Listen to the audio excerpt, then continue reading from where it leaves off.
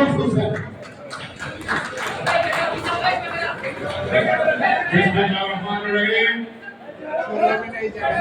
আজকে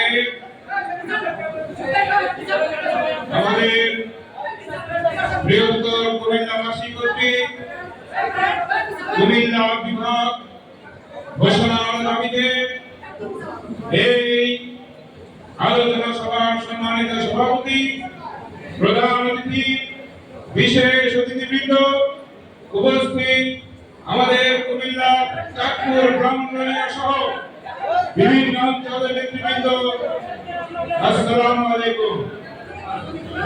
আজকে আমরা বলতে চাই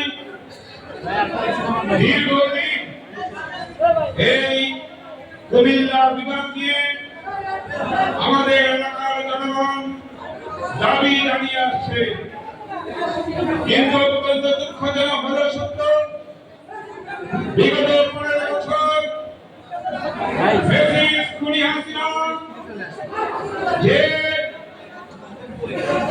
ব্যক্তিগতভাবে কুমিল্লার মানুষকে অপছন্দ করত, কুমিল্লাবাসীর প্রতি খুনি হাসিনার মনোভাব ছিল।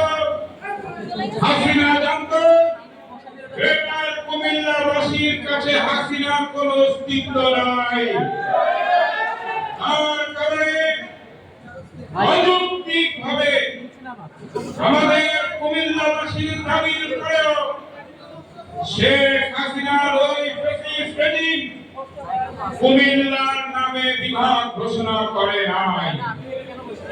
আমাদের জেলা অন্তর্গত নয়, ভিন্ন জেলার একটি নদী, মেঘনা নদী, যে নদীর নামে আমাদের একটি উপজেলা রয়েছে কুমিল্লা জেলায়, সেই নদীর নামে বিভাগ করে আমাদের কুমিল্লাবাসীর সাথে উপহাস করার ষড়যন্ত্র করেছিল।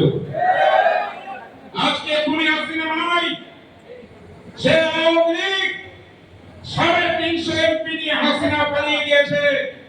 আজকে প্রায় 11 মাস পরে কেন আমাদের সভা করে এই অন্তর্বর্তীকালীন সরকারকে দাবি জানাতে হয় কেন এখনো কুমিল্লার নামে বিভাগ হয় না?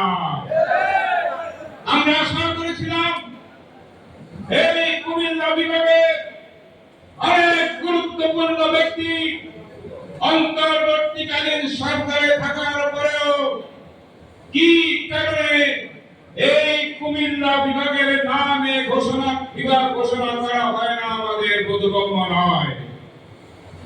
যদি এই সরকার মনে করে থাকে যে বেশি দিন এই সরকার নাই, নির্বাচন সামনে, তাই হয়তো এখনো বর্তমান সরকার এই কুমিল্লা বিভাগ করতে চায় না।